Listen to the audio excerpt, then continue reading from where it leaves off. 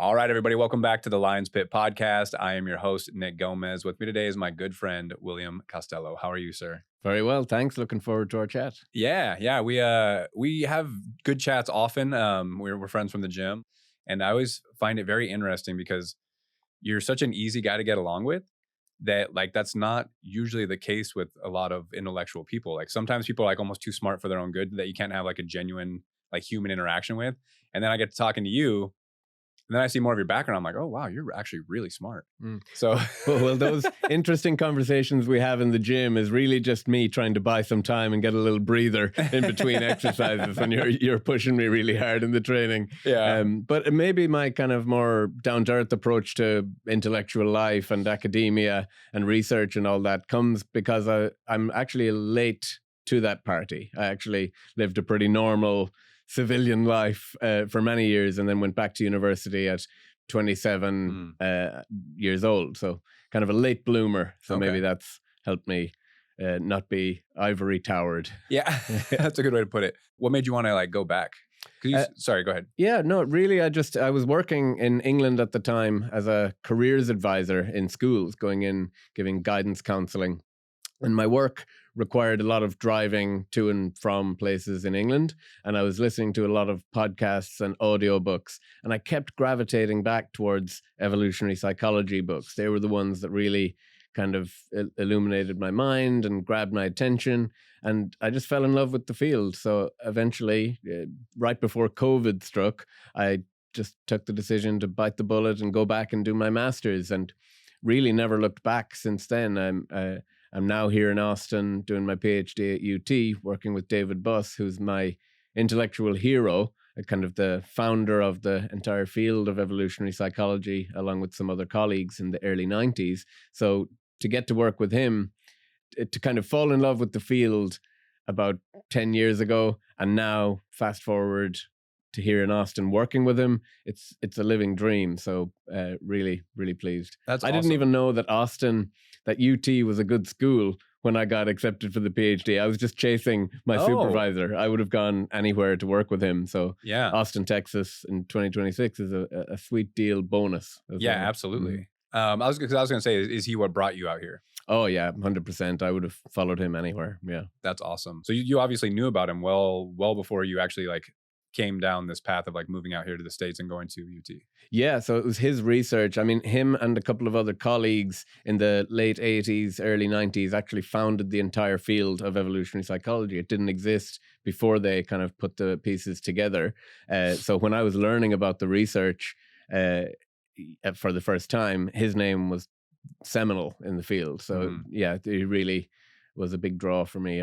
I was doing things like in England, waiting up until 2 a.m. to catch him on a webinar, so I might get to ask him a question so that I'd catch his eye and he'd see my application, and reaching out to him to ask to do a review of his book before it came out, and really gave him the hard press. Nice. I courted him hard. Yeah, and it's a dream to work with him. We get on really well, and yeah, he's brilliant. It's amazing. You manifested that. Mm-hmm. Yeah. So any of those like attempts to reach out to him, did they come across? Like, did they get through? I think they must have. I mean, the idea was that it wouldn't be, when he'd see my application, it wouldn't be the first time that he ever saw my name, that he'd already have positive experience of me writing a review of his book, asking a question of him in a webinar. I kind of just tried to put myself on his radar without annoying him too much. And it seemed to have worked. And we're a good match, I think, stylistically and intellectual interest and everything. Yeah. Very nice. Now, when you were getting your master's in London, what'd you get your degree in? So I did my undergraduate degree in, not in psychology at all, in English and education studies. So I thought I'd always want to work in education, just teaching, or setting up kind of online learning courses for employability. And I was working in that area for quite some time.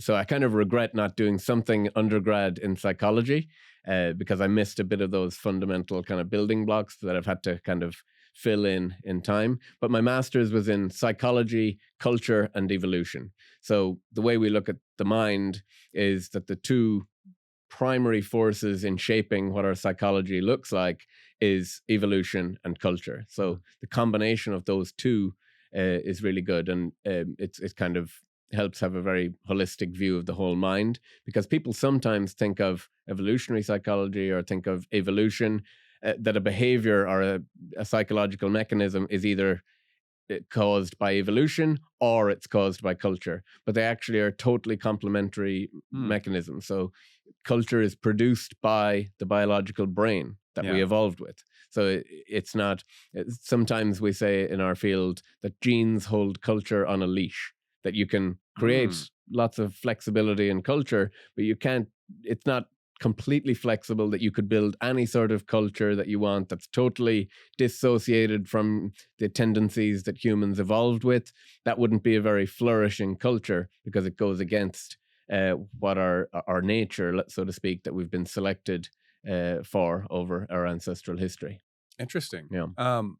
So evolutionary psychology, what is that's the study of evolution? Like, because when you and I have talked about like what you do for work, a lot of times it is based around relationships. hmm So what is the difference between what you and I tend to talk about, and is there any difference between that and evolutionary psychology? So, evolutionary psychology basically is the combination of two fields. So, it takes the insights from evolutionary biology that we use to understand how our body evolved and the function of different organs, and cognitive psychology, which looks at the mind as a series of information processing psychological mechanisms.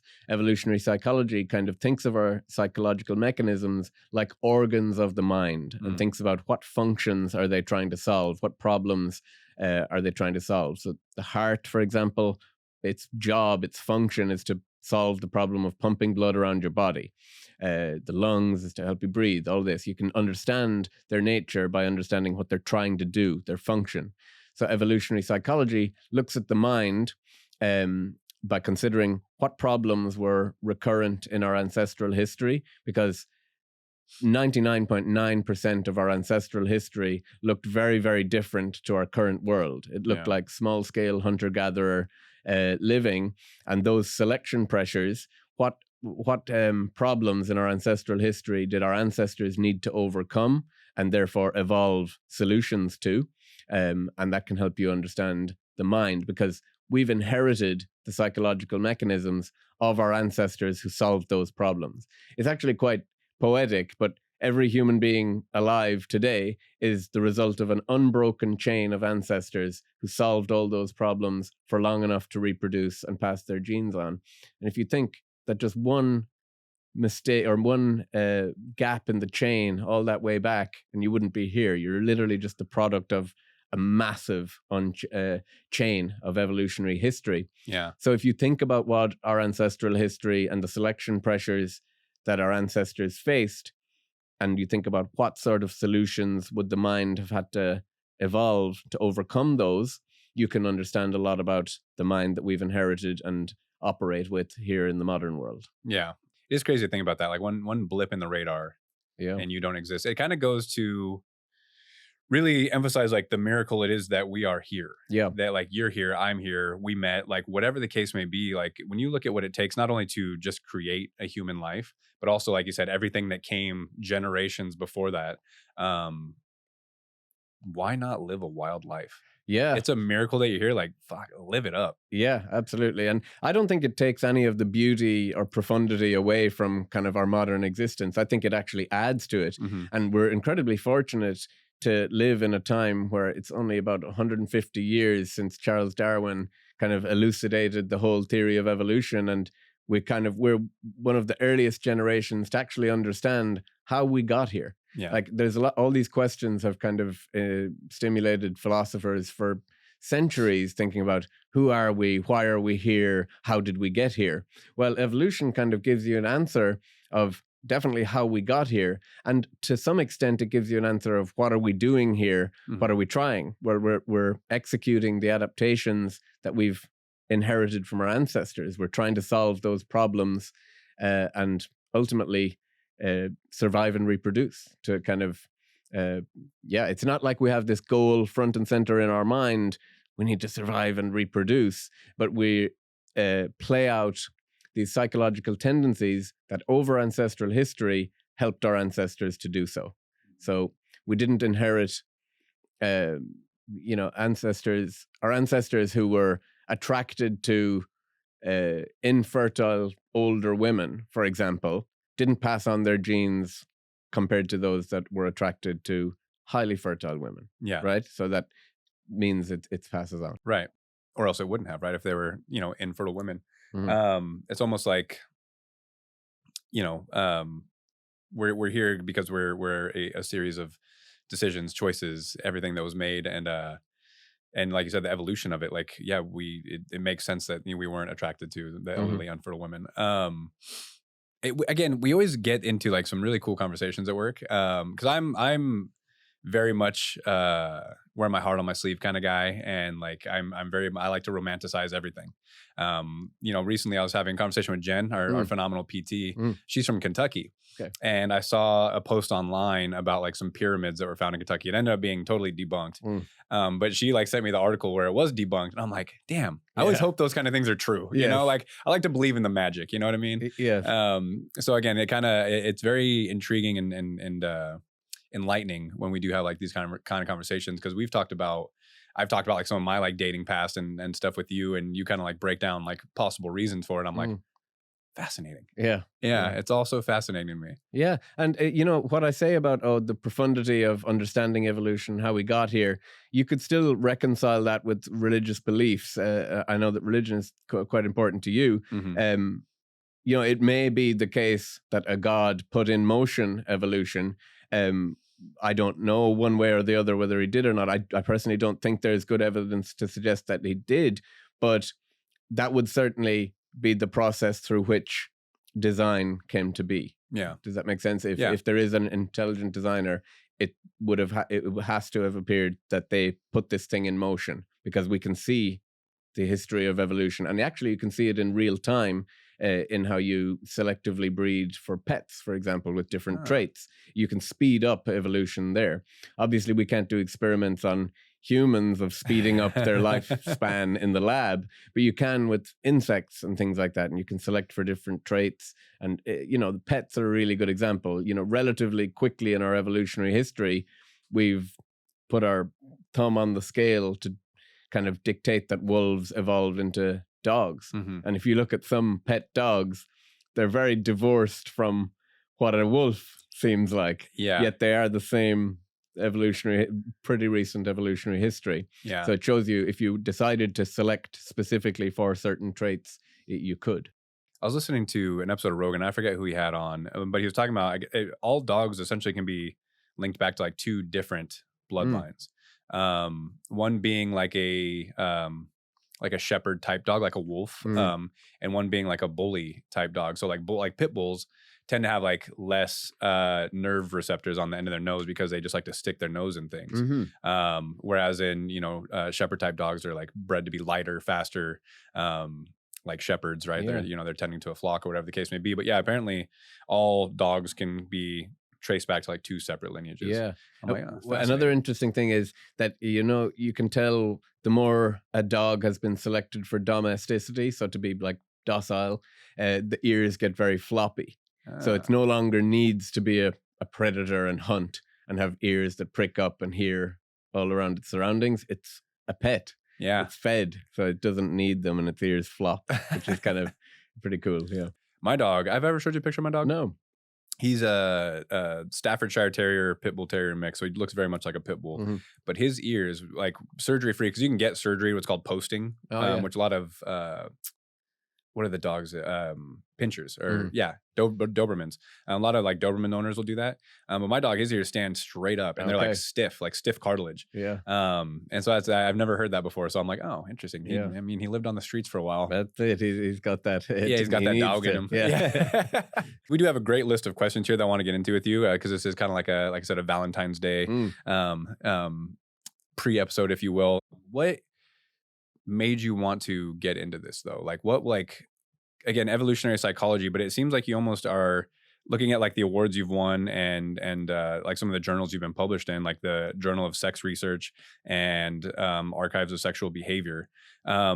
What made you want to get into more like relationship behavior? Yeah, so mating psychology is one of the fundamental kind of topics evolutionary psychology looks at, because if you consider that sex is the engine of evolution, we're all that tip of the unbroken chain of ancestors who successfully reproduced. And mating concerns were front and center for a lot of people and remain so. I mean, Sure. if I go to any party and say what I do for a living and study mating psychology, everyone is a living, breathing experiment or kind of research project. Case study, exactly, Yeah. because it's a real concern. And almost all songs and poems have love and sex themes in them. The best TV shows and movies always have a love interest. It's a huge interest for humans because mating, a lot of our behavior can be explained, and a lot of our psychology, in our view, can be shown to be in the service of mating goals. Mhm. So, for example, my supervisor, who started off with evolutionary psychology, looking at specifically mating psychology and mate preferences and all that, and in the mid-1990s, early 2000s, he decided to take a break and study something totally different from mating. He decided to study murder. And he found, actually, even murder has a lot of mating psychology built into it. It's often male-male homicide. Jealousy is a huge predictor of spousal homicide, sexual jealousy from men to women. Intrasexual competition between men, competing for mates, is a motivation for a lot of murder. So he always says mating touches everything. It's the number one concern for a lot of people. And it's flourishing romantic relationships are kind of some of the most enriching experiences for everyone. Oh yeah. And it's a concern. Relationship problems and people even getting into relationships, whether you're having sex, having relationships or not, it's still a major concern. We actually view people in terms of their status by the amount of sex or relationships they can attract, how much they're having, not having.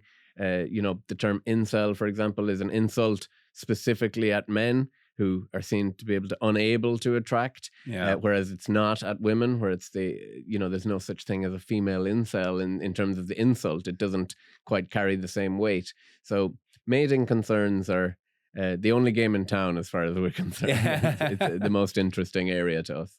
Yeah.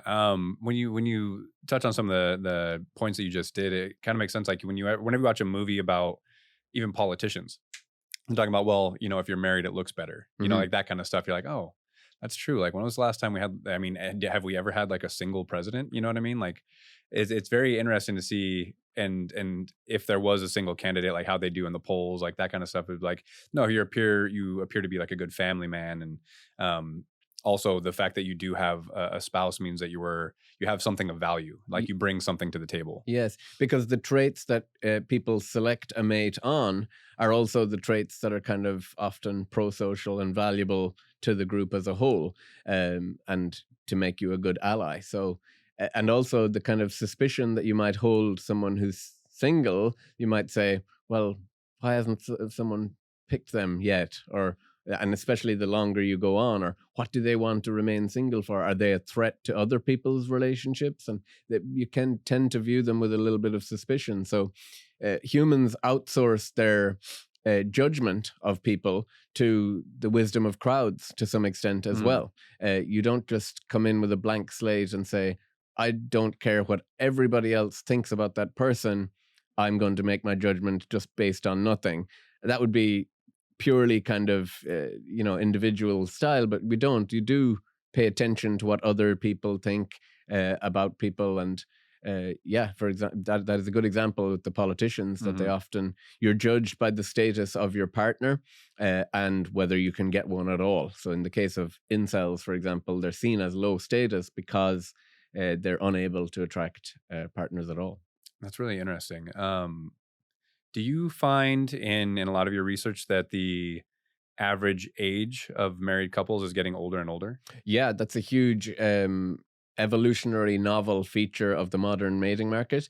So if you think about, for the vast majority of our ancestral history, young women would have been married up very early on once they became fertile. So it wouldn't, these later marriages are very, very novel. And you've also got a very evolutionary novel world whereby women are participating strongly in the workplace and Mhm. getting educated to high degrees and status, hold positions of status in the same spheres as men for the first time. There's lots of mixed sex groups beyond kind of unprecedented level of mixed sex groups in terms of friendships, workplaces. Mhm. All of that is very, very novel, and our mating psychology isn't quite attuned to that. So, for example, no matter how hard employers might try, they can never really stop workplace romances from flourishing.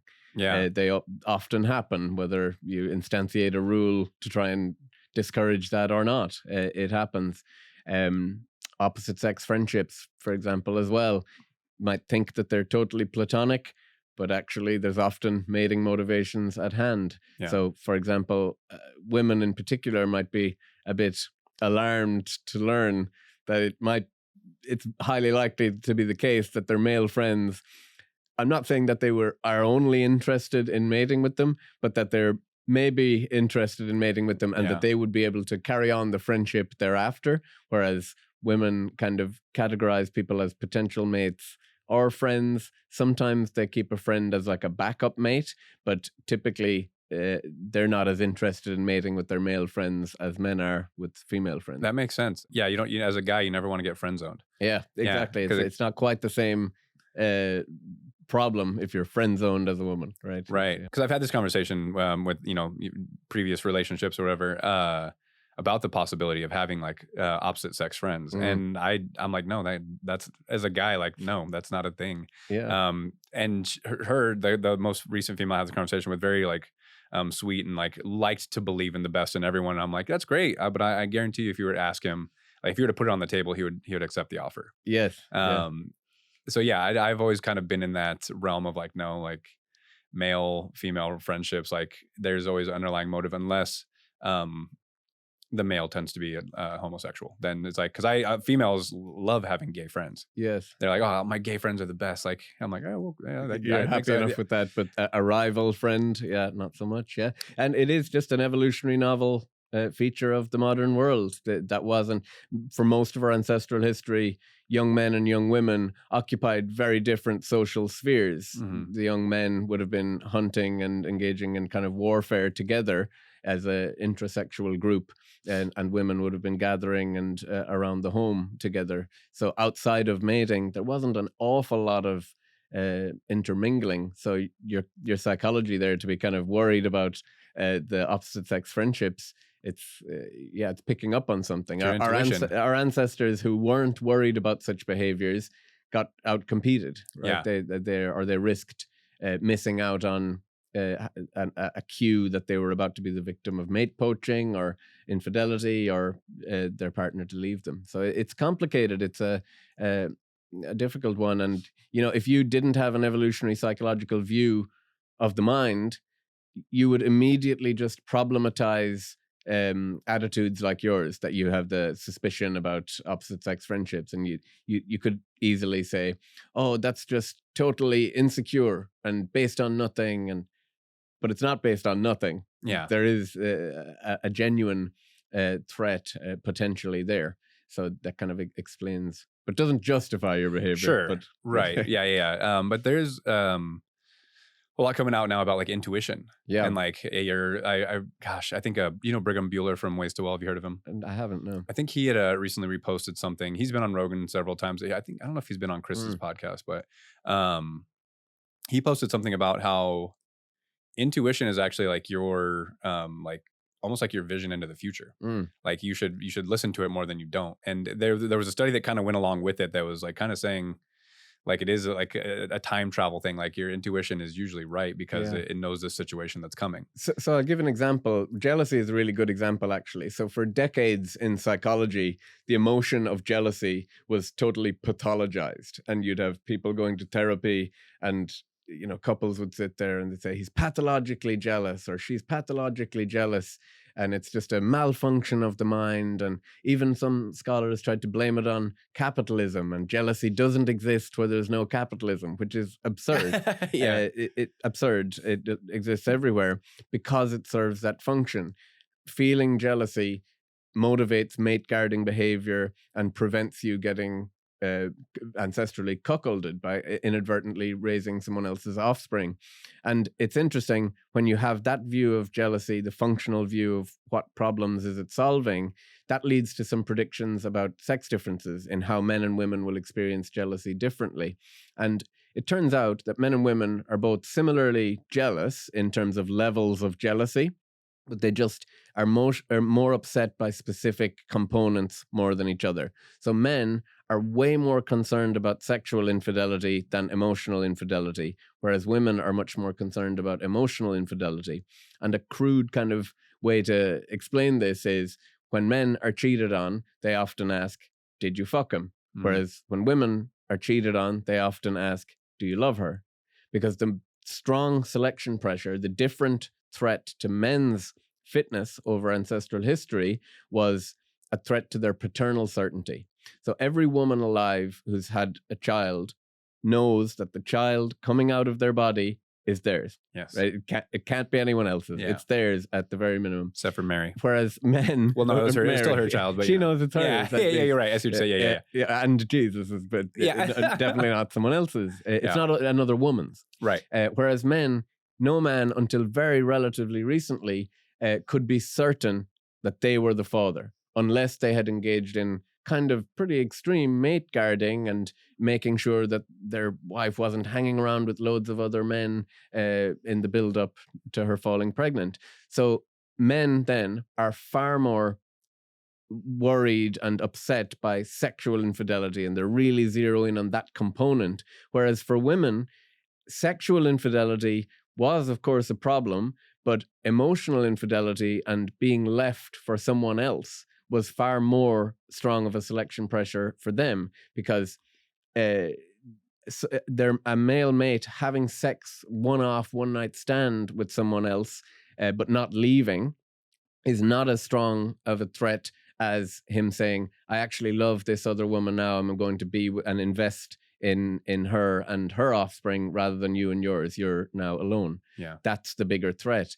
So when you think about those ancestral different selection pressures, it leads to the predictions of the sex differentiated experiences of jealousy. And humans have all sorts of solutions to this problem. So even, for example, a really cool study did audio recordings in hospitals, and in the immediate aftermath of a child being born, the in-laws, the female's relatives, verbally assert strongly that the child looks like the father. They just say it looks like the father way more than it looks like the mother. And that is hypothesized to be in service of making sure of the paternal certainty, to make sure he doesn't think, is that someone else's? That kid looks nothing like you. And it's yeah, right. No one wants to hear Wait that. a minute. Yeah, it's but it's so strong that kind of that's some intuitive understanding that, and it's pretty dark, but a lot of males in other species, including sometimes in humans, infanticide there's a relic of that in our psychology. There's something called the Cinderella effect, whereby children are far more likely to be abused and neglected by non-related biological males, so stepfathers, than they are by biological fathers. And if you look in other species, male lions, for example, if they come across a female who already has cubs from some other male, they just kill the cubs. They do not want to invest in offspring that isn't theirs. Yeah.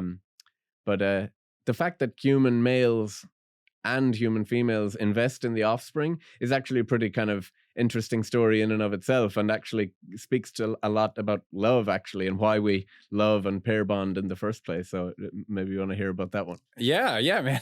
I'll just move nicely on from infanticide to love, because that's Here we go. A bit cozier of a topic. Yeah. So it turns out killing the cubs. Humans are pretty unique in lots of different ways, but one of the most unique ways in which they're most unique is the fact that both the mother and the father invest heavily in offspring. Mm-hmm. That's very, very rare among mammals. In fact, there's just 5% of mammals that do that, and we're the only ape that does that. So it's very, very rare. And the way that came about is because humans became what's called an altricial species. It means that the offspring is born prematurely, and a lot of the development of the offspring has to happen outside of the womb. So if you think about a human baby, it's so vulnerable. It comes out and it can't do anything for a really long, prolonged juvenile state. 25 years. Right, in our case, yes. But compared to other animals, like a calf just comes out and it's walking immediately. Humans are just completely vulnerable. And up until about 800,000 years ago, we weren't. It was only the mother that would invest in the offspring, and the males would just, like other species, leave them to it. What happened was, as we became much more intelligent and our brains started to grow and our heads started to grow, the human brain of a baby was becoming so big that it needed to be birthed earlier in order to not kill the mother coming out of the birth canal. So this the humans nearly went extinct when this happened, because the baby and the mother were so vulnerable without any male parental investment. So evolution then favored males who stuck around and who fell in love with the mother. And this set in motion all sorts of kind of adaptations and co-evolution of other adaptations for mothers to recruit the ongoing investment of the males, and for the males to fall in love and stay and raise the offspring. Because your evolutionary fitness, it doesn't, as a male, you could play the strategy of, I'm going to just have as much sex with as many different women as possible, and hopefully some of them survive and reproduce themselves.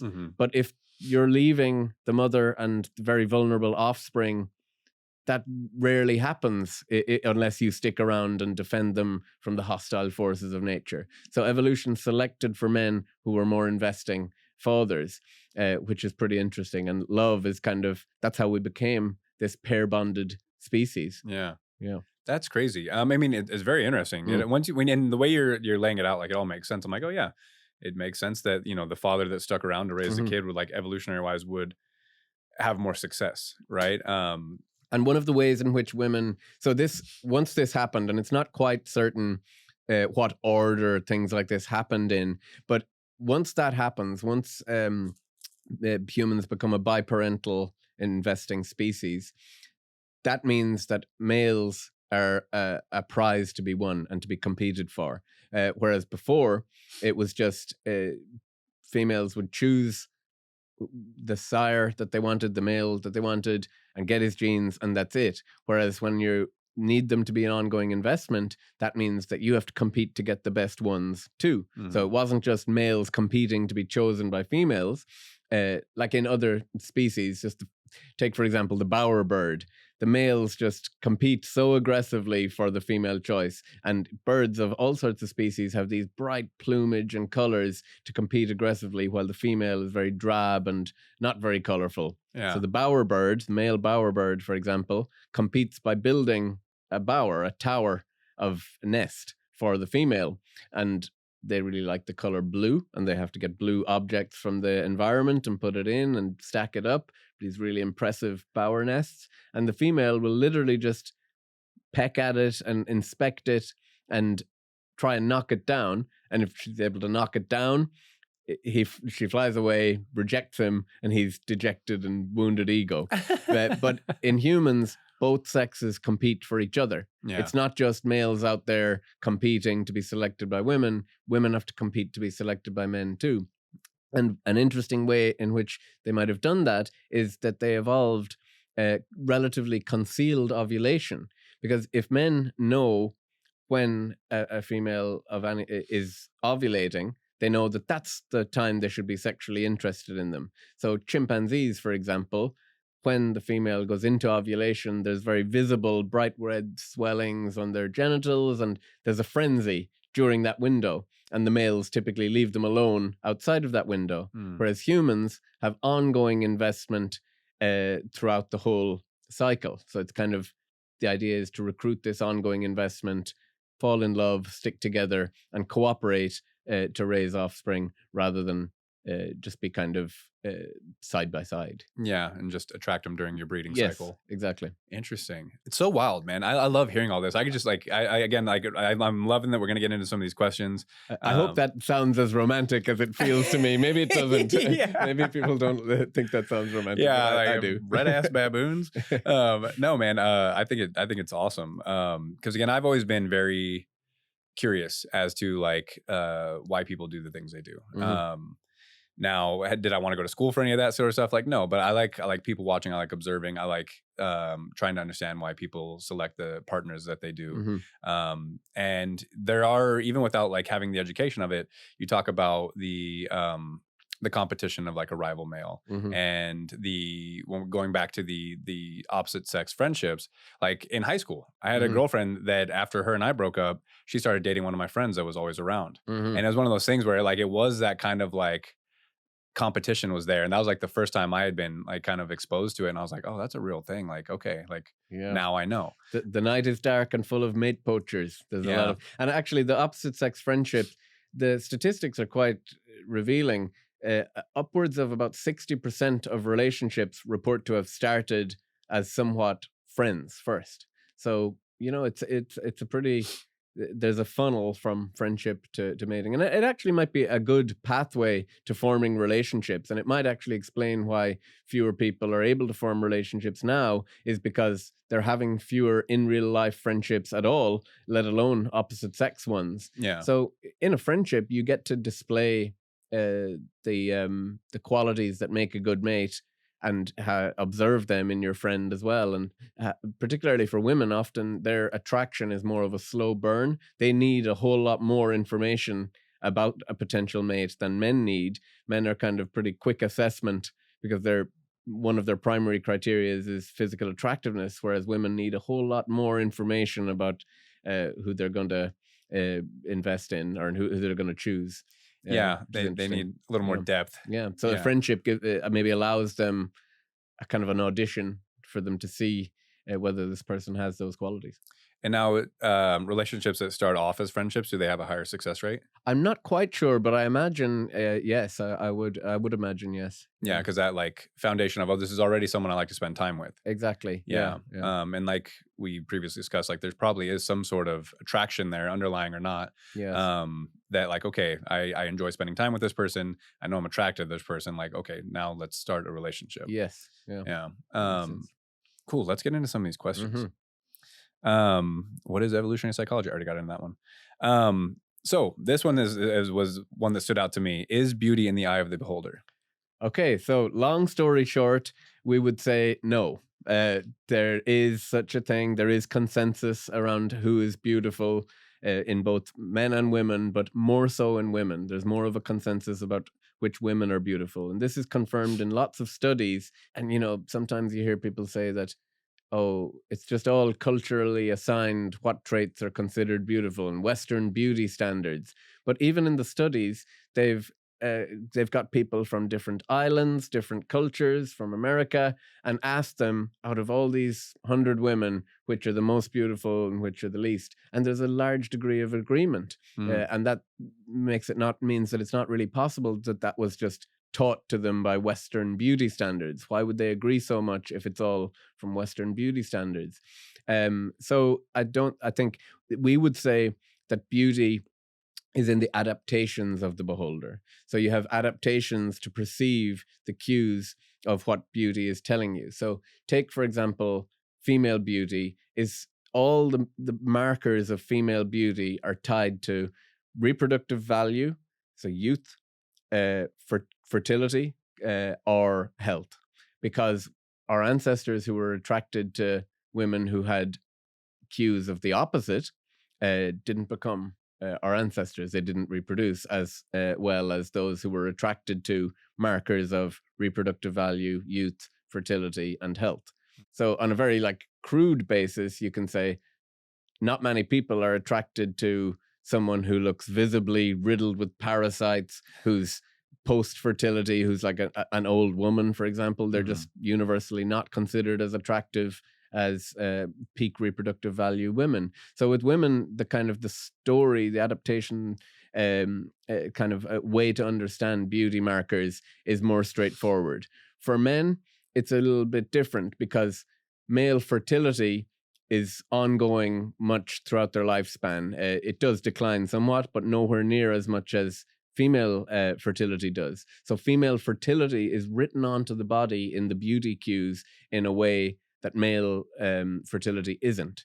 So what are important markers of male beauty, or that women are attracted to, are more height is a really strong one, because there was a selection pressure for women to choose formidable men to protect them, to be considered more high status in the group. Shoulder to hip ratio is an important one in men. So it's like athleticism, all of this classic attractiveness, the kind of the bodies that men and women are trying to cultivate in the gym, they're not by accident, you know, and the things that people try and enhance through cosmetic surgery or through makeup, they're not by accident. They're all enhancing these specific cues that happen to correlate in women with reproductive value. So youth, you know, every makeup cream on the market for women is a youth cream, right? It's it help you retain your youthful beauty. Regenerative. Other features in women are waist-hip ratio, so a narrower waist versus a wider hips. And this has been confirmed in loads of different cultures, and it's even been confirmed among blind men. Blind men have a preference for this optimal waist-hip ratio as well. And the idea there is because women cultivate that waist-hip ratio when they become an adolescent, and it declines with each age after fertility and also with each pregnancy. So it's a strong cue of remaining reproductive value. Wow. When I say reproductive value, that means the future reproductive career that a woman possibly has, that she hasn't got signs of having already had offspring, which if you think about ancestrally, if you selected a woman who already had offspring, it was likely, you kind of missed the boat, so to speak. Right. You wanted before that. So human males have like a preference for nulliparity, it's called. So signs of not having had a pregnancy yet. And so waist-hip ratio is a really strong one there. Interesting. You can even done studies that show when women enhance their waist-hip ratio through cosmetic surgery, they're seen as more attractive. I did a study analyzing the sex dolls that are available on the market, and they all exhibit these beauty cues as well. So other ones are really neotenous, youthful-looking face, kind of bright, bigger eyes, more full lips in women. As women age, their lips get thinner and less full. So human males are attracted to fuller lips. With breasts, it's interesting because it's not so much a size per se. There is a lot of evidence that men are attracted to bigger breasts, but it's more mixed. What's more important is what's called the tosity of the breast. So it's the fullness and texture and firmness and shape. It's because that's more of the indication of, has this woman had previous pregnancies versus not, and the age. So younger women have more full breasts compared to older women who've given birth. So those are just a handful of the cues. But when we're really, if we're searching for beauty cues, and it's kind of a career goal of mine to discover a cue of attractiveness that hasn't yet been kind of spoken about in the literature. When you're thinking about female beauty cues, it has to be ones that either are signs of youth, fertility, or health. Interesting. Yeah, I think I may have discovered one, or I'm going to test it in my hypothesis. But I think that one that's not as talked about as often in men is hands. When I was on dating apps, a lot of women were writing in their profile, very attracted to male hands, and like strong, big, athletic, kind of high vascularity in the hands. And this sucks because I have really small hands and I'm really short too. So I know, I'm doomed. And literally, it's depressing learning about the literature on this. But you'll know from fitness research that grip strength is an extraordinarily strong cue to overall formidability, above and beyond just height, I would wager. Correct, because playing Gaelic football as a youngster in Ireland, we always could tell which opponents, even if they were short, we knew which ones were strong, often by their strong looking hands, that they were a farmer and Oh yeah. they had that strength. You just kind of knew intuitively. And if you think that humans have had a strong ancestral history of contest competition, where in ancient times in our lineage, men were actually physically fighting each other. Oh yeah. We show like Hand-to-hand physical combat. signatures of hand-to-hand combat for mates. Yeah. The importance of a hand would have been very, because the hand was used not in like the Conor McGregor accurate punching style. It was more like a big club. Just Like, bashing. I don't imagine there was major skill. Yeah, There might have been not a lot of some, technique. but there's interesting features of the male morphology that give us a hint that this was a feature of our ancestral environment. So men have much thicker skulls. There's a lot of, in the archaeological record, there's lots of male skulls with wounds specifically to one side of the head from getting a blow from a right-handed opponent. We're actually much more likely to be left-handed than women are, because this is hypothesized to be somewhat of an advantage in contest competition. There's all sorts of signatures of this contest competition. We used to have a lot longer canines, but those disappeared when we developed weapons and switched from using our canine teeth to actually just killing each other with weapons. Yeah. And what about like with utensils? I'd imagine like the development of a kitchen knife Yeah. probably required less canine tooth to like bite through your food. Yeah, or even just rock throwing at first, you know, Yeah. pretty brutal.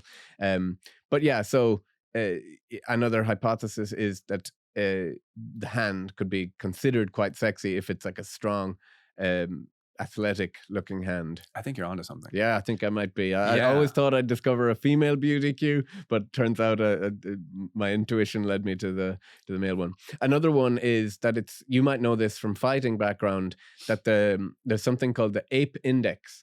Have you heard of this before? It has something to do So with it's like a longer hands relative to your body, which is really good for striking because you can get a long away from your body. And the swimmer's body has this really long wingspan of arms. And there's a recent set of studies that have found that this does predict fighting ability, that the greater the ape index, the better fighting ability in the male.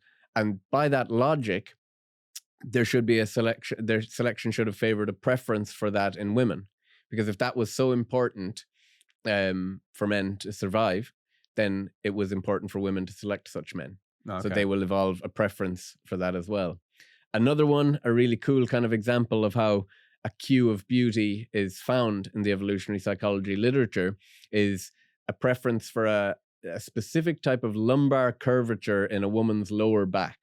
So the adult human female is one of the only species, in fact, might be the only species I'm aware of, that has the unique problem of carrying a pregnancy while upright, while walking on 2 feet. Oh, yeah. And a lot of women, miscarriages happen from falls, right? So selection favored in women a different type of spine than men have. They have a wedge in their lower spine that kind of helps create balance when they're pregnant.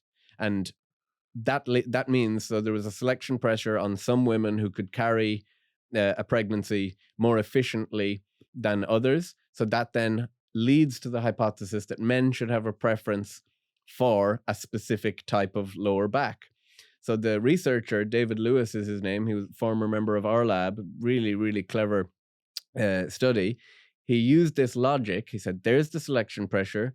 There should be a preference for that then. So he consulted with the orthopedic literature and said, well, what is the exact optimal curve for carrying a pregnancy? What would be perfect? And it turned out to be something like 45-degree angle.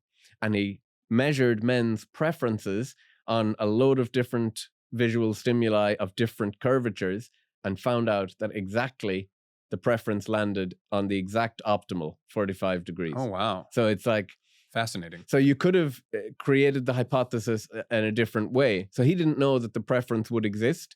It's not like men are going out there thinking, oh, I really look for this specific lower they back. got their like measuring tools, like. But you could have. One. So in this case, he started with the selection pressure has shaped this problem and this solution to it. Therefore, there should also exist a corresponding preference. But you could also have found we just know that men have this preference. They seem to like it. We've seen that. We don't know why. And then you could investigate, maybe that's linked to some sort of fitness advantage throughout ancestral history. So you could go both ways. But it's very interesting because when you talk to women, they kind of intuitively understand this. They wear high heels to make their legs look more shapely, but also to give a little tilt in their lower back. Anterior tilt to the hips. Yes, and there's even positions for photographs. My own girlfriend even told me, she said, women know all the tricks. They stick one leg out to make the tilt look more pronounced, and it's even called the sorority squat in photos. So women may know this kind of trick to enhance that. Oh Lord, which is interesting. So we're being duped. Yeah, and if you look at like women's fashion and everything, the Victorian corset was just so specifically designed to enhance that waist-hip ratio, that flare, to give a visual of the preferences. Do lower back dimples have anything to do with that? Interesting, lower back dimples. I'm not quite sure, but maybe maybe women that have that tilt like naturally have the lower back dimples, because as a male, and maybe I'm curious if you've come across as well, like that is, again, amongst my friends, that tends to be a trait that's like, oh, that's really attractive. Interesting. When a female has lower back dimples. Yeah, maybe that's more likely to occur on women who have this curvature. Right. I'm not sure about the dimples specifically, but the curvature certainly is a preference. Yeah, because have you found that too? Like you and your buddies talk about, like, yeah, girls with a lower back dimple is like that's an attractive trait. I haven't heard that one. No. So maybe it's an American thing. Yeah, maybe you put me on the hunt for a new mate preference. Yeah, well, don't tell your girlfriend it was my fault. Yeah. But so to get back to the beauty is in the eye of the beholder. Now, I'm curious to see what your thoughts are on this, because I was formerly married, and then after that, I was in a pretty long-term relationship as well. And both of those women now I no longer find attractive. But at the time, and honestly, like, and then not even, obviously I'm leaving names out of it because I don't want this to come across as like rude or anything, but like if I were to see them walking now, but they were both very fit. Okay. They were both very fit. But like if I were to just see them walking now, like I probably wouldn't, like I've seen a picture of my ex-wife now and she still looks the same, but to me, she's not attractive anymore. Yeah. And we didn't have like a dirty breakup or anything. It was totally like respectful. Like I still respect her as a woman. Yeah. But like I don't find her attractive. Okay. So a lot of things that might be going on there is, number one, men have a strong desire for sexual variety. So kind of get more stimulated by different kind of looking women to some extent. There's a pretty cool story called the Coolidge story, the Coolidge effect. Oh, yes. That illustrates this. So President Coolidge, former president of America, was visiting a farm with his wife. And as the farmer is showing them around the chicken coop, he's walking alongside Mrs. Coolidge, and she notices that the male cockerel is mating extremely vigorously with the hens. And she says, how many times a day does he do this? She asks the farmer.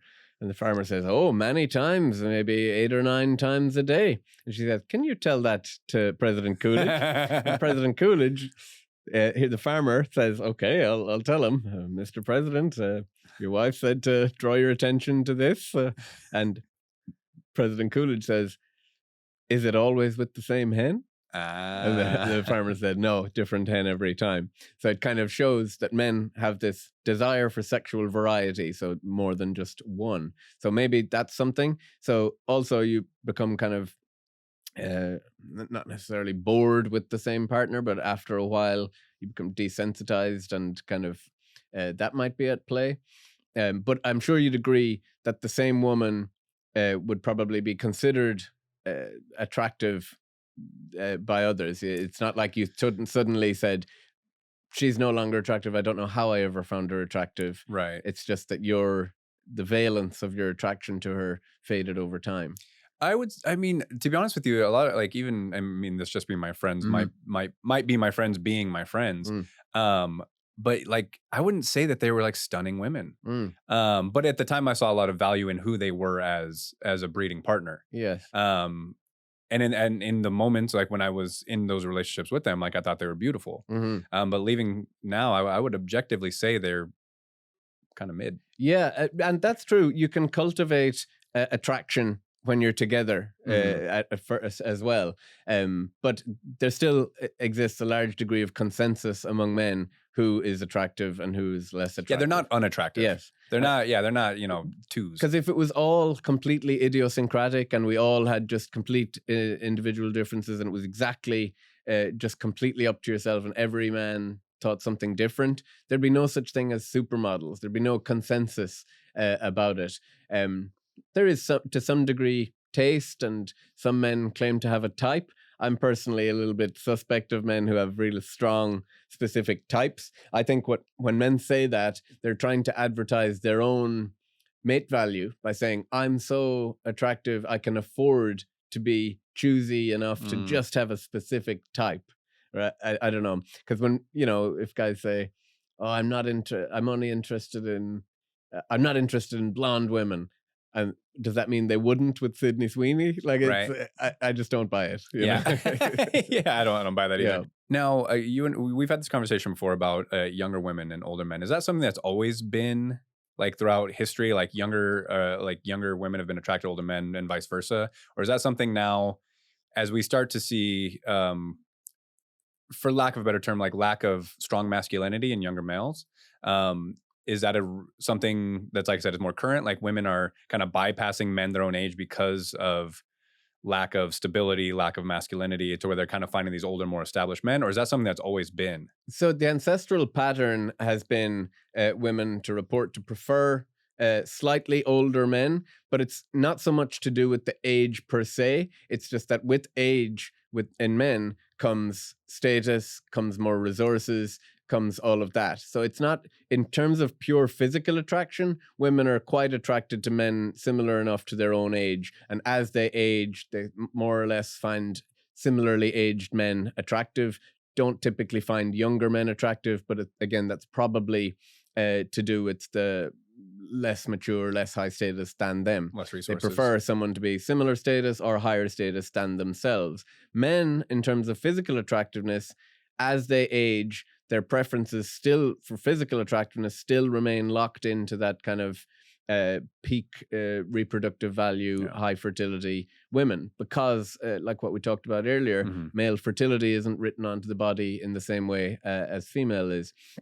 But actually, what you said there, the pattern of modern women, actually in recent years, age gaps are shrinking. Actually, oh, really? It might not seem that way in the media. A lot of high-profile Leonardo examples DiCaprio. Yes, his graph of his own age versus the age of his mates is kind of comical to see. Maybe you should put it on the screen after this as a really comical age. But he's he typifies it. As he gets older, they stay the same age. Matthew McConaughey. Yeah. They stay the same age. Yeah, but that's kind of more true for men in terms of physical attractiveness.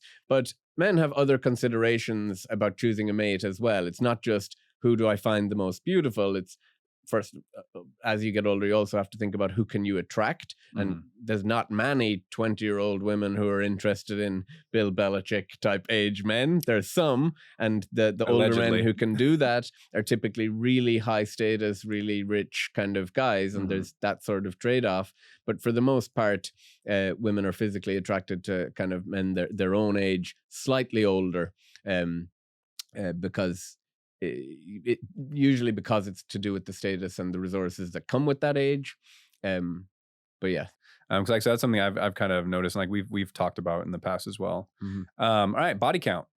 Does it matter how many sexual partners people have? Yeah. So the theoretical expectation, and that my supervisor made, one of the only failed predictions in his first major study was, and I wouldn't say a totally failed prediction, just it didn't receive as strong a support as his other predictions in the mate preferences studies.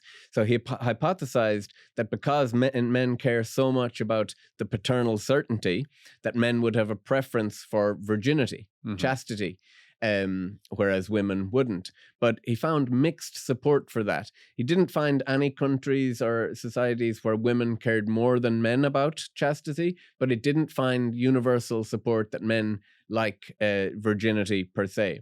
And it led him to kind of refine the hypothesis that there's actually no cue for virginity.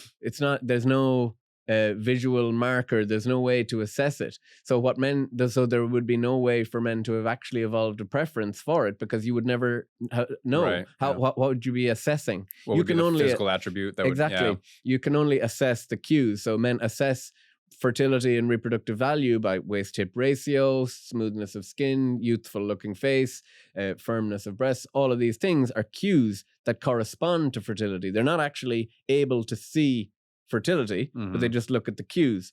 So there's no cue for virginity. So what actually more likely evolved is a preference for sexual fidelity. So it's patterns of behavior and likelihood of A, being pregnant when you mate with her. That's probably selected against. And B, likelihood that she will remain faithful to you. That would be the preference. And that is what you do see. Sexual fidelity is much more important to men than for women, and it's a strong mate preference. But we did some recent studies now, actually, to get some precision on precisely what the amount of body count that people are happy to accept. And it actually was the case that people preferred a mate who had some sexual history rather than none, but there is a tipping point. So around about 4 was considered the optimal, that actually very few people wanted a virgin partner.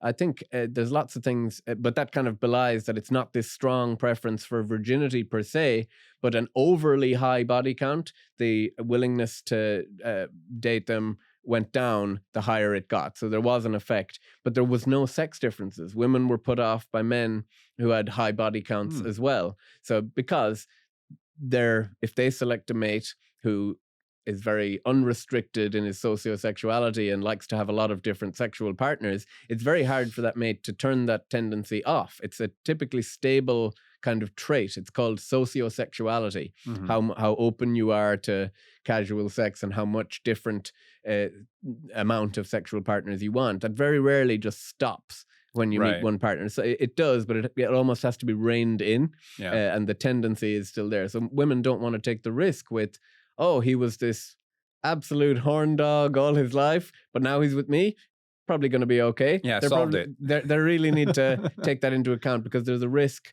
of infidelity there, of being left. He'll has a strong desire for sexual variety. So it's a pressure for both. But it's interesting that the optimal preference wasn't 0. And that might be because 0 in the modern world, it's a cue of a lot of other things. So it's a cue of, well, how did this person go through their life and not have it? Why did no one want to be with them? Well, there's kind of almost other information being conveyed depending on the culture you live in.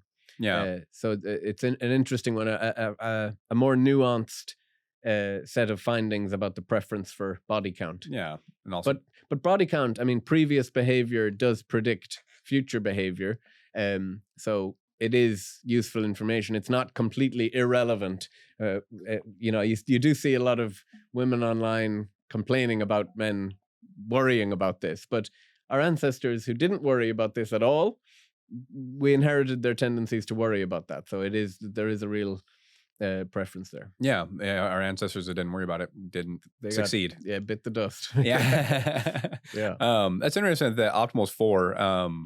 But average, it does on average, but I mean, it does sound right, because 0 could also lead to the perception of inexperience. Yeah. Like, what fun is that going to be? Yes. But it's interesting because the amount of sexual partners desired speaks to another fundamental sex difference between men and women that evolutionary psychology would kind of illuminate. So evolutionary psychology never suggests that, men and women are just fundamentally different, that women are from Venus, men are from Mars, and they're just total different creatures. No, both from planet Earth, both humans, same species, but in certain domains have been subject to different selection pressures. So human male and female psychology is very similar, where they've faced similar selection pressures. So for example, eating food, hunger, we solved that problem of getting food into your body in the exact same way, men and women, minimal differences. But sex, reproduction, is such a wildly different experience for women versus men because of the amount of parental investment. So not even after the child is born, but sex potentially for women could have resulted in a pregnancy, which you only get a few opportunities to have a few pregnancies throughout your life, whereas men have theoretically unlimited if they had enough willing fertile partners to choose from. Yeah. They could potentially have unlimited Look at the hen prospects. house. Right. Yeah. Or look at someone like Genghis Khan, for example. 11% of Central Asia is meant to be related to him because he took so many wives for himself and his sons.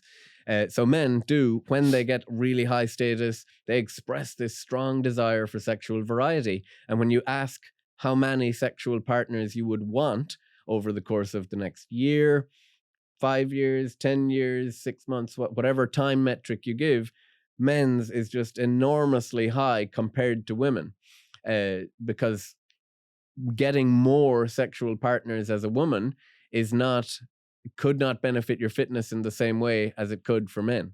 You could only be pregnant once at a time anyway, and only a handful of times in your life. Whereas for men, the opposite is true. Yeah.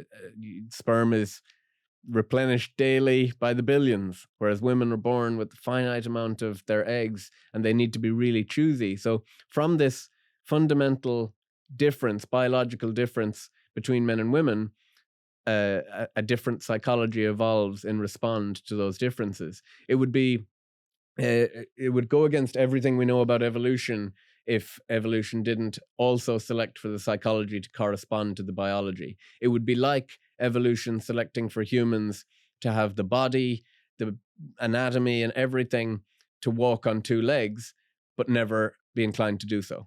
It would just, it always would select for the psychology to say, well, yes, walk on two legs then. Yeah. It just wouldn't happen. So that you can see clear. It explains all sorts of other sex differences, why men are much more likely to say yes to sex with a stranger. They're much more likely to say yes to sex at every time interval of knowing someone. They need much lower amount of time knowing someone before they'd be happy to have sex with them. Yeah. And obviously these are on average group level differences between men and women. And there are some women who have a more male typical sexual psychology and lots of casual sex. They like that. And there are some men who are more long-term mating oriented only and don't like the casual sex at all. But some of the biggest sex differences I've ever seen or found are in this domain of willingness to have short-term sex and casual sex. I ran a poll on my X account a couple of months ago asking whether you could enjoy having sex with someone you hate. And men overwhelmingly said, yes, I could imagine that. Whereas virtually no woman said they could. And it kind of speaks to this idea of casual sex being more beneficial to men, or they invest a lot less in it. And, less detrimental. And even in terms of sexual regret, this psychology shows up as well. Men tend, if you ask them about, have you got any sexual regrets? They'll say, loads. I could have had this opportunity. I missed out on this woman in college, and I remember she was really into me and I missed the signal at the time. Whereas women, it's, I regret doing that. So they regret the acts of commission, of actually having the sex, whereas men regret missing out. So it speaks to all these differences. Fascinating, but it is like, again, it makes sense, and it's stuff that I've never really thought about. But as you're saying, I'm like, that does make sense. And this is kind of important because you have a cultural modern tendency. Some strands of feminism try and kind of encourage young women to think that there are no psychological sex differences and that they should be able to have as much casual sex as the men out there. And of course, they should be free to do so, but they should be informed about why it's a lot more costly to them often, why they don't enjoy it as much. They really suffer mental health consequences from casual sex and sexual regret. It's not a good idea to just suggest, oh, you're the same and have sex in the same way. Yeah. It is interesting to see that. You see that movement now of like women should be, more promiscuous. But when you say that there's a lot of like psychological aspects that like they're not being educated on, or that, a lot of people, myself included, like just wouldn't know. Yeah. It's intriguing that we're living in a very interesting time. Yeah. And actually the more pressure you put there's something called sexual economics theory. So you kind of, if you view sex as a resource that women are hypothesized to be more or less the gatekeepers of, and men kind of more or less compete for access to that sex, then women, it matters very much what other women in your group or in your society are doing. So if every woman in your group, just like in any other market, is having sex on the first date, and you're the only one that wants to wait for marriage, you're at a massive disadvantage, because the men are going to say, oh, well, you're the only one. Everyone else is giving it up a lot earlier. And you actually, your behavior has to shift in response to what others are doing.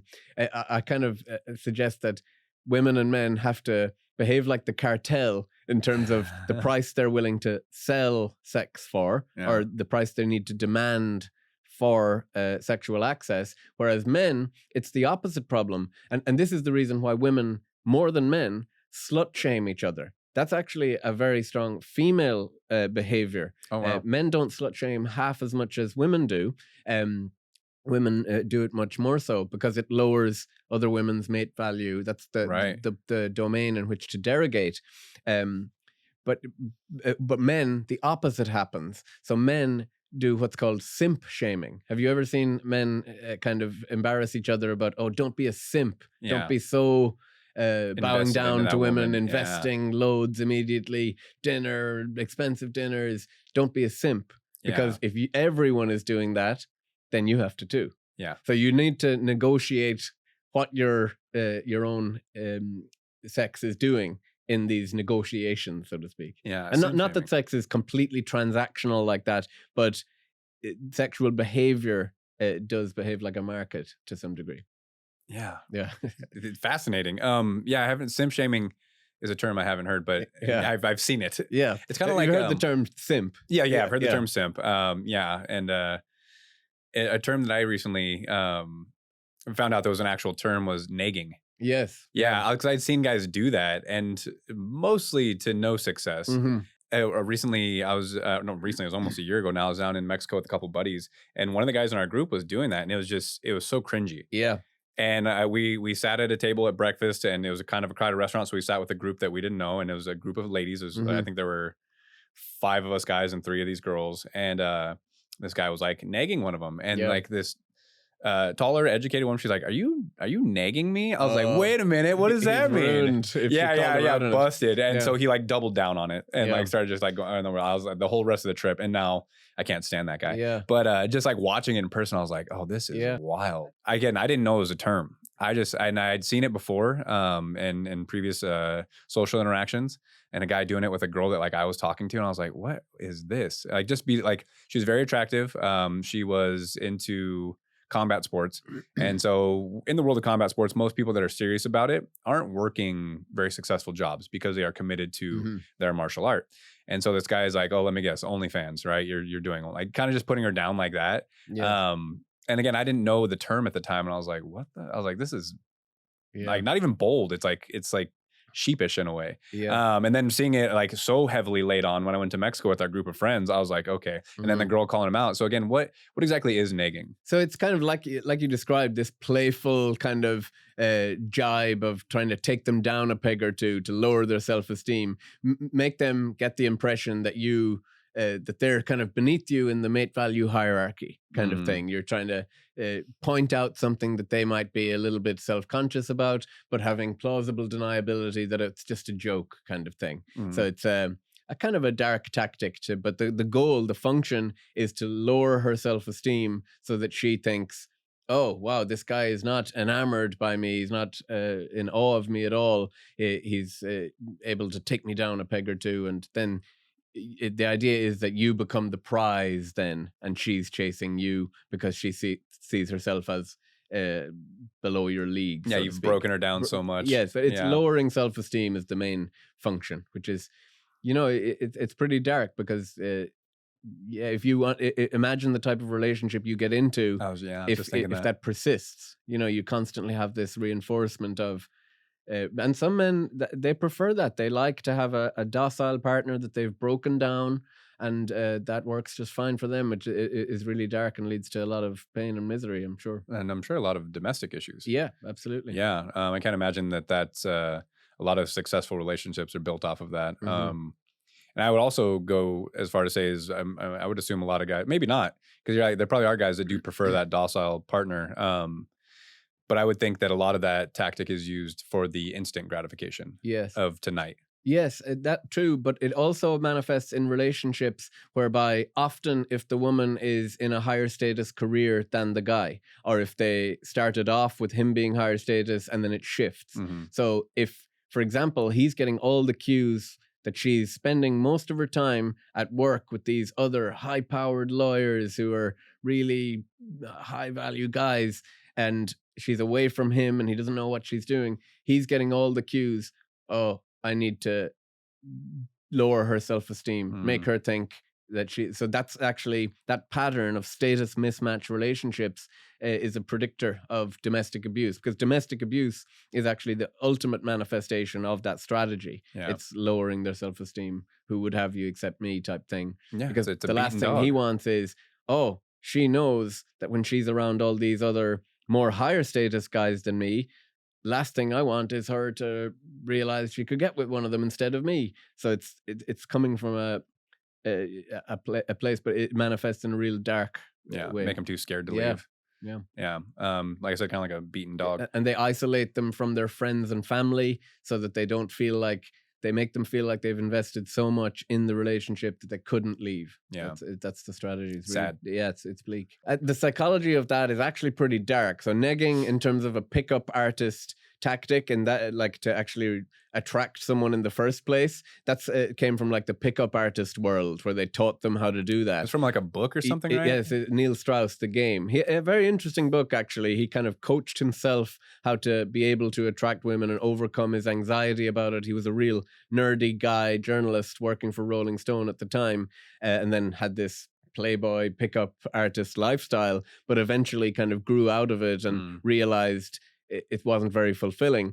And the reason why is because I describe it as play silly games, win silly prizes. The type of person you'll attract with tactics like that will reinforce your worst fears about women, right? So it's if you attract someone with kind of manipulation tactics, you're going to get burned by that same woman eventually. So it's not a good tactic, but it also manifests in a lot more dark ways. So within relationships, that happens a lot. It's called the cost-inflicting mate retention strategy. So when you're in a relationship, once you attract a mate, mates gained must be retained. You need to defend them. You need to keep them. And there's two primary strategies for men and women to do that. You can choose the benefit provisioning strategy. So that means you make it so good, there's so many benefits to being with me that you'd never want to leave. It's great. You really want to be with me. But if you don't have much benefit to give, and you're like lower mate value, or you're insecure and you fear that she might leave you, then some men choose the cost infliction strategy. And that means they're going to make it so costly for the person to leave, or for the woman to think that she can't leave. So you'll have abusive men will say things like, who would have you except me? And who do you think you are? And they lower their own partner's self-esteem. And it seems paradoxical. Why would you want to lower your own partner's self-esteem? Why would you want to lower their opinion of themselves? But if you think about it in a really bleak mate retention strategy way, if you cultivate a mindset in that partner that they can't leave you, or if you make it clear to them that you'll make it so costly for them if they do leave you. So, for example, my supervisor studied stalking, and one of the really dark findings he had was that stalking victims often go back to the stalker, because the stalker makes it so costly for the woman to move on that eventually she just gives up on forming new relationships. Yikes. Or new mates just come to the conclusion, I'm not going to go through this. Every time we go out on a date, he's here, or he's making it so costly. And it's really dark, but that kind of negging indicates an insecurity in the person themselves, that they think the only way they can attract is by lowering the self-esteem. Whereas other men choose to say, I'm going to attract by showing you how beneficial it might be to be with me. And I don't want to drag you down at all. I, in fact, want to prop you up. I want you to flourish. And so they're kind of signs that I think women should be on the alert for in relationships or outside of them. But I'm glad to hear that woman did call him out on it. Oh, it's great. Yeah, that's a Yeah, it was kind of fantastic. a dramatic irony of it. And but I do think women, they're familiar with this type of thing now. But Yeah. what's very interesting is a lot of the tactics that men use to deceive, women evolve or develop counter defense strategies. So, for example, here's a modern contemporary example. The evolutionary novel world now, with dating apps, massive amounts of anonymity from the internet, geographic mobility where you can move to different mating ecologies in a day if you want. You can fly to literally a different world pretty much. That allows for a lot of men to weaponize that and be deceptive. So there are examples of men who have ongoing relationships with 5 or 6 women at once and maintaining that they're faithful to each one. Yeah. Women develop a defense strategy in response to this by using the exact same technology to form whisper networks together and have coordinated condemnation of groups like, are we dating the same guy? Yeah. So it's kind of like, it's interesting to see in real time the same technology be used for the guy to escape this reputational damage, but also then for women to get information and condemn him, his reputation. Yeah. It's really cool. Yeah, it is. All's fair in love and war, right? Luckily, I've only seen it playfully done and never successfully done. Yeah. But I can only imagine that there's some pretty tragic stories out there. What are incels? So incels is the main topic that I've published on so far, which is kind of interesting because in academia, there's the old joke of research is me search. And that's kind of awkward for me when I study a lot about incels. So incel stands for involuntary celibate. And basically, they're these group of men who hang around on the internet, primarily online subculture, that come to the conclusion that they just are completely unable to form sexual or romantic relationships. They have a whole ideology around female mate preferences only being about looks and personality not mattering at all, that women only want the most handsome guy who they call Chad. And incel lingo actually has proliferated out into the mainstream. Like, a lot of people know what Chad is. He's like the ultra alpha guy who can attract any woman. But incels think that women want looks above all else. Money and status matters somewhat, but only to compensate for a lack of looks. And you're really a chump if you have to provide money or status or any other form of mate value other than your looks, which is kind of absurd because most men know that there is vanishingly few men who can attract women with just their looks. There's a few of us out there. Yeah. It's tough. It's like me and Pedro Pascal. I think we're the only ones left, you know? But most of us have to provide some sort of other value. We have to be funny, rich, kind of exciting personality, really reliable, intelligent, all these other qualities. It's very rarely just the looks. But incels have convinced themselves that looks are the only thing that matters. And they use this as an excuse to kind of opt out of the mating market. And they are really, really misogynistic in online groups and attack women's self-esteem precisely in the ways that we spoke about, exactly to lower their self-esteem and perhaps give themselves a standing chance in the mating market by lowering women's standards. And they come to the conclusion as well that, and there's a grain of truth in this, that modern women don't need to settle for men that they're not physically attracted to or not really attracted to anymore. So if you think about up until very relatively recently, women had to really select a partner who could protect them and who could provide for them. But now they're outpacing men in education and the workplace. They have unprecedented autonomy to actually just remain single. Yeah. And that's what modern women are often choosing to do. That unless they're really attracted to a guy or he really adds value to their life, it's not enough to just have to settle for someone because you need the finance or you need the protection. The world is relatively safe now, so protection isn't as salient, even though women still prefer it. That's a strong mate preference.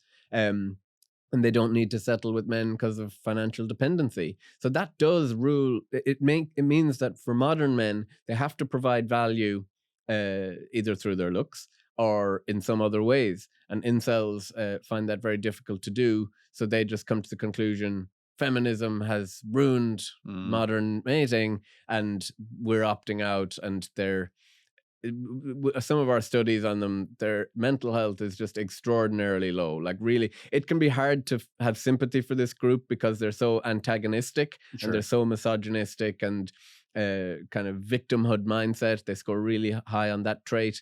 But when you look at the well-being figures and the suicidal ideation among this group of men, it's really troubling. Like, it's 20% of incels said they thought about committing suicide every day for the last 2 weeks in our recent study. And that's huge, really, really high.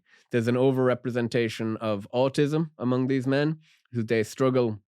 So if you think about the modern mating market, there's no real blueprint for it. There's no real coaching for it. There's no, and even, older men don't exactly coach young men on how to navigate it. You kind of have to.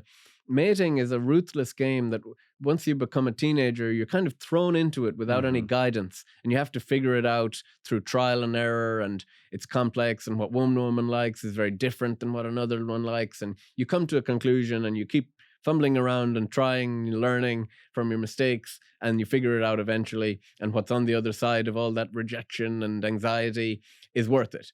That's what most men come to the conclusion of. But this group of men, they perceive so much rejection and don't perceive any reward at the end of it. They're coming to the conclusion it's not actually worth it.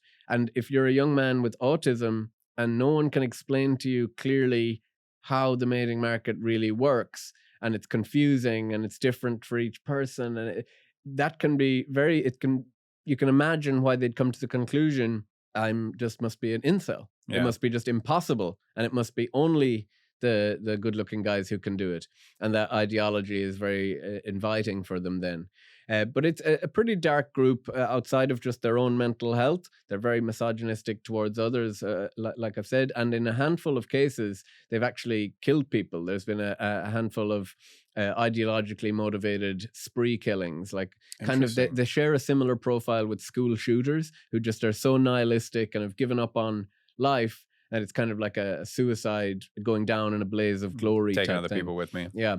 I do think there's a little bit of a moral panic about the danger they represent as an organized group. They're not really an organized group. They barely know who each other are in real life. I was going to say, where do you even find these guys? They have like large forums of Dungeons and Dragons. Kind of like that, very internet based. They communicate on Discord and in their own forums. But they're not organized. They're just venting and kind of very performative trolling on the internet. But they're in real psychological pain themselves. Sure. Yeah. I mean, it sounds like a terrible place to be. Yes. Yeah. And what's weird is that they actually, when I started researching this group, I thought, who could come to this conclusion about themselves? Surely it's really important to keep trying. And, but the more I thought about it, they actually get a lot of positives from their incel identity. So they get a sense of fraternity with their fellow incels. They get a black and white rubric through which to view the mating market in. They get a common enemy, which is really appealing to a tribal species like humans. They get a sense of status within their own group. You can be considered one of the main posters in the group that says the funniest things or whatever, and you're elevated to some sort of status there. And all of that. So that's kind of a collection of positives they might get. And to ask them to leave all of that behind and keep participating in the mating market that they see as humiliating and that they don't think they're ever going to win in, it's a tall order. Yeah. And, to overcome that anxiety that we all feel about to varying degrees about different things all along the mating process, to ask them to just, keep trying and keep going until you break down that anxiety, it's a tall order. Yeah. And especially with and the only groups out there willing to offer any sort of help to them are these pickup artist groups, which like we've spoke about the problems with those, that they're a very superficial kind of, even if you win at that game, you only get a very superficial semblance of a relationship and not the real Yeah, flourishing very human short time connection. reward. Yes, exactly. Is there any sort of societal pressure that's like causing incels? Like we previously spoke about feminism kind of increasing the promiscuity in women. Is there any sort of societal pressure that you're finding that is like kind of not necessarily forcing, but these guys are seeing a reason, okay, like, well, why am I even trying? Well, yeah, I think it's just this unprecedented level of autonomy that women have, which isn't a bad thing. Of course, it's freedom is great, but an artifact of that freedom means that women view a lot more men as less interesting to them, Mhm. and men have to provide Gotcha. value in a lot of different ways beyond their ability to protect and provide. That's not enough And anymore. just being a man isn't it anymore. Exactly right. So up until relatively recently, you kind of had forces that almost, I mean, even throughout our ancestral history, arranged marriages were very prevalent. Yeah. Or at least there wasn't so many people in your mating ecology that you would probably find someone within your town. Whereas now the world is so global, and so, you're competing with, it gives you the impression that you're competing with everyone in the Mhm. world. And you look on Instagram and you see all these handsome men, and you're like, oh my God, I see this guy has been willing to fly this girl out to Dubai. And incels come to the conclusion, I can't provide any I of that could never do value. that. And they lionize the good old days where all they had to do was protect and provide. And that would guarantee you to get a wife. Whereas now it's a really, really different world. Another thing is the pressure from online dating apps. Mhm. So a lot of people meet their partner through apps now. Increasingly, it's the main place to Are those go. having higher success rates? In terms of couples flourishing, Yes. some are better than others. There's this really promising new AI matchmaking service that has real promising results so far called Keeper. So I'd keep an eye on that, actually. And matchmaking is making a huge comeback, actually, because people are so disgruntled about being isolated in having to make their mating life work. That's pretty novel. Throughout history, you had your kin helping you. You had your friends in your kind of, or you just had a local ecology that wasn't so Yeah. crazy to navigate. Now you have to navigate dating apps totally alone. You can ask for some help from your friends, but it's not really the done thing. It's kind of you're in that game and in that arena. And the studies show that in online dating, it over indexes physical attractiveness to a crazy degree. Like, that is the number one metric in online dating, which isn't true in real life. Right. After a while of meeting someone in real life, the physical attractiveness kind of is the initial attraction, but you begin to become attracted to people for other qualities the longer you go on when you know them. That's what studies show. So dating apps, they kind of reduce attraction down to this very, very blunt data points of physical attractiveness, maybe some information about their status, and then a brief interaction to talk. But it's And here's my dog. Yeah, it's physical attractiveness doing the heavy lifting. I do think, I don't think it's realistic to guide people to say, give up on the dating apps, because, even just from an economical point of view, you can, access a lot more potential mates there. I do think a lot of men struggle to make a good profile. I don't think they know how to do it, how to compete in that market. But incels really struggle in the dating apps. The data shows that incels just cannot compete there at all. And if that's where most people are meeting, then there is some data to suggest that they're being filtered out. Yeah. If it is more about physical attractiveness in that domain, then they're right to say, oh, I don't stand a chance in that domain. But they should do things like what we mentioned at the start of the conversation: opposite sex friendships. That absolutely, they need that, because they don't have those, which means that they only learn about female nature through the darkest corners of the internet.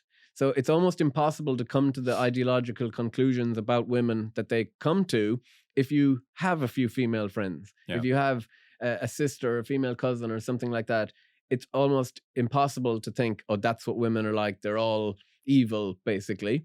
So I think interventions to help men and women with cross-sex mind reading and actually understand the psychology of the other sex would be very important, because incels have no sympathy for women, because I mentioned earlier in the conversation that incels think that there's no such thing as a female incel, because most women, even if they're quite unattractive physically themselves, they can get some sexual relationship.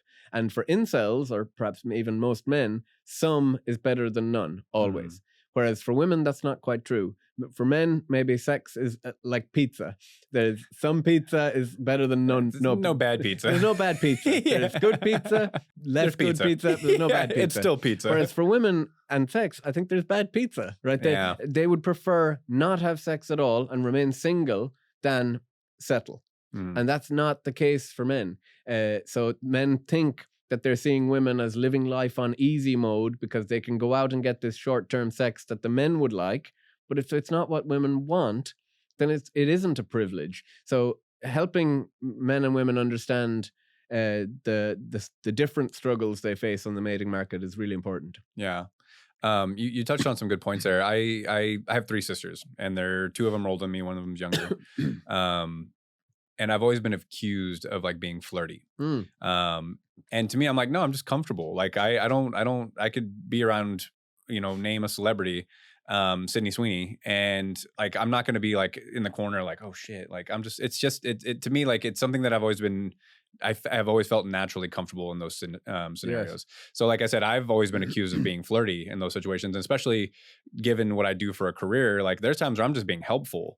And I'll have an interested person also in the gym. She's like, oh, well, I saw you flirting with so-and-so. And I'm like, no, like I'm a friendly guy. And like, I was just being helpful. But like, again, I've never had qualms when it comes to like, even when it comes to someone I am interested in, like go flirt with them, go chat with them, go make them laugh. Like there's a level of comfort there that I think does come from growing up with 3 sisters. Really important. Yeah, I think, and increasingly families are single child families. So people lack the opposite sex siblings or cousins or friends. So you only get to learn about the opposite sex from the internet, and that's a recipe for disaster. Terrible place. What you said there about, and I don't doubt, I do think you're onto something about cultivating those soft skills by having female siblings. I think that's definitely, that feels right to me. But when you said that other people accuse you of flirting, is that primarily other men that accuse you? No. Okay, interesting. Because in our field, we have something called the male overperception bias. So that's where men have this bias to perceive sexual interest from women to themselves and from women to other men, where it doesn't even exist. So they overperceive it. And the evolutionary logic there is that it's a more costly error over ancestral history to have missed an opportunity than to have overinterpreted. So it's like a smoke alarm. You want one that's overly sensitive so that it definitely doesn't let you down when there is smoke. Right? You want it to be really, even if it misses 99 times out of 100, it's wrong, there is no fire, you want it to ring 100 times, right? So men, they've done studies where they show men the same interaction between a man and a woman, and men are much more likely to say, she's flirting with him, than women are. And even supermarkets have brought in this training where they ask their checkout staff to make eye contact and smile with the customers as they're leaving. And one supermarket had to abandon this scheme because so many men lingered with their phone number, and they thought that, that female checkout girl was checking me out. So it's called error management theory, and it's like the more costly error is to miss out, and it exists in all sorts of perceptual domains. So for example, objects sound closer to you than they are, because it's more costly to miss that. You're even visually looking down, a distance appears higher when you're looking at it from a height versus from below, because it's more costly to assume it's less costly to assume it's higher than to make the mistake of thinking that's not that high.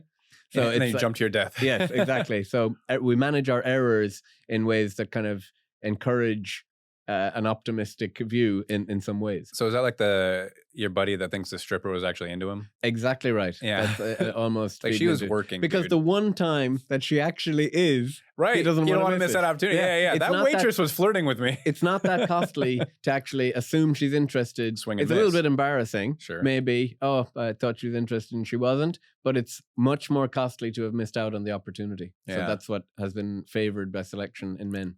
Women have the opposite. They have a commitment skepticism bias. So they actually are much more skeptical about how interested men are in them and how sincere they are in saying professing their love for them, because they are aware, being sexually deceived. Yeah, what are you getting at? Men are willing to do it. A lot of men are willing to lie about the depths of their feelings for sexual access. And this exists all throughout nature as well. So even male spiders sometimes approach the female spider, pretty dark kind of mating strategies among some spiders, whereby typical mating, they have to bring a morsel of food to the much larger female, and while she's eating the food, he tries to copulate with her, and hopefully he gets it done in time before she's finished the food, or she'll eat him. Oh, fuck. But to escape this, some spiders evolve some deceptive tactics. So they bring a morsel of food wrapped in a lot of silk. So it takes a lot longer. Or instead of a morsel of food, they bring some dust that isn't food at all, wrap it in silk, and by the time the female has unwrapped the nuptial gift, he's gone. Consummated. But it's deception, and that exists. And what's interesting is once men evolve a deceptive tactic, women evolve a defense mechanism against it, and it's co-evolution. It's a constant game of chess. Constant back and forth, yeah. Wild.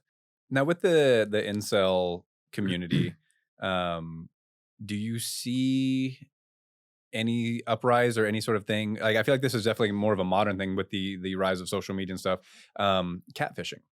Yes, incels actually engage in catfishing as a punishment for women. So they will, what they call Chad fishing, where they'll pretend to be a Chad. They'll get like real handsome photos to just LARP as an attractive man, and just to see how easy it is for a real attractive man on there, and just to reveal the superficial nature of women as they see it. And they will take videos of themselves meeting up with the girl, and they'll often, they'll try and frame it as they're like vigilantes, or we caught this girl cheating and she was willing to cheat with this really attractive guy.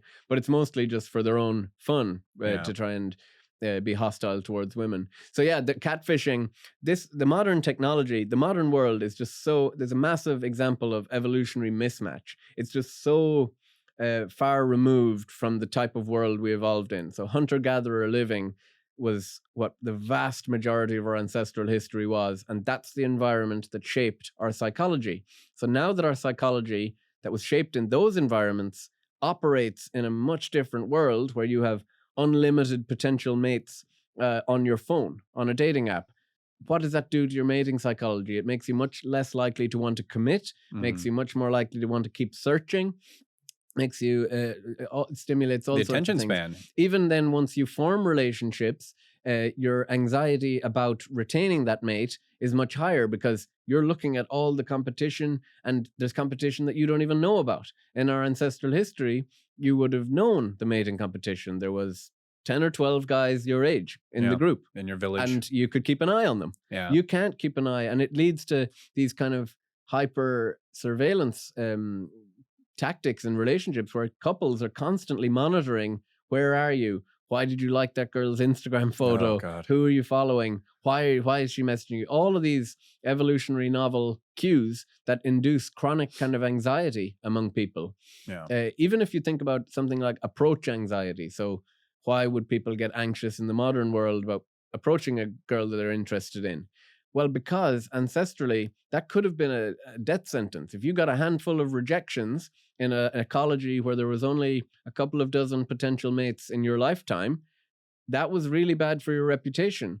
Now, rationally, it shouldn't matter as much, because, there's literally plenty more fish in the sea, but it still hurts. It still induces the anxiety, because that's the psychology we evolved in response to a different world. So there's all sorts of chronic anxieties that are induced by the modern mating market, which is, and another example is the opposite sex groups living and working in those. That induces it too. Yeah. Previously, you and I have discussed like different types of attractions, like sapiosexual, or what was the one? Demisexual. Demisexual, yes. Yeah. What do you see as like most common? And what are your thoughts on that kind of stuff? From a sex psychology point of view, sexual orientation is more to do with the sex of the person you're attracted to. So gay men are attracted to other men and not women. Heterosexual men are attracted to women. So the idea of demisexual or sapiosexual, it's more just describing mate preferences. Among the sex that you're attracted to, or the sexes that you're attracted to, what qualities do you like? So I wouldn't see them as discrete sexual orientations. I would just see them as varying on how important different mate preferences are to you. Gotcha. But it's interesting with the sapio or the demisexual one, when women say it, it's kind of like a little bit of subtle intrasexual competition of, it's kind of implicitly slut shaming other women. So it's basically saying, I'm not like other girls. Other girls might be very slutty and willing to have sex without emotional connection. Not me. I'm much more sophisticated than that, right? So it's kind of, it is a little bit of that, of if you elevate yourself on that dimension, it's kind of implicitly derogating others on that dimension as well. Yeah. So I do think that demisexuality, women typically need a lot of emotional connection before, so it's more so describing female typical connection. Men need a lot more of emotional connection as well if they're willing to commit for long term. Men and women have very similar kind of long-term mating psychologies, whereas men differ drastically in their short-term mating psychology. Men are willing to lower their standards on a lot of different traits for short-term mating, where they're not investing a whole lot anyway. Like I said men are willing to enjoy sex with women they hate, right? Whereas women could never do that, because the consequences of sex for to distinguish between short-term and long-term for women is much more meaningful than for men. Does that make sense? Or for men, it's much more different because you're not investing a lot. Right. And now to kind of speak to that same thing, do you find, and I don't know if I would imagine there's been studies done on this, the level of gratification with that sex, like women have more gratifying sex with a deeper emotional connection versus men are going to have an orgasm no matter what. Yes, that's verified in lots of studies. Even orgasm rates much more higher among women who have emotional connection in a long-term committed relationship. Men kind of orgasm at similar rates with casual sex versus long-term All the hens committed. in the hen house. Yeah, so another reason for women to perhaps pursue longer term mating rather than casual sex is they're probably more likely to enjoy the sex. Yeah. Just from an orgasm point of view. Right. Yeah. Because I would think it would be pretty hard for a woman to climax with a guy that she hates. Yeah. Or the guy that she doesn't know or doesn't feel relaxed around. But it's interesting. You know, those studies I told you about where an attractive person approaches a man and a woman on the street, it's on a college campus, and says, I've noticed you around campus, found you very attractive. Would you go to dinner with me, give me your phone number, come home with me, or have sex with me? And the men are all over themselves. They're like, yeah, I'll have the sex for sure. Whereas virtually no women say that they would. And when those studies came out, a lot of scholars thought, oh yeah, of course women are going to say no if they're not guaranteed their safety. They might get pregnant. They might not have an orgasm, all these things.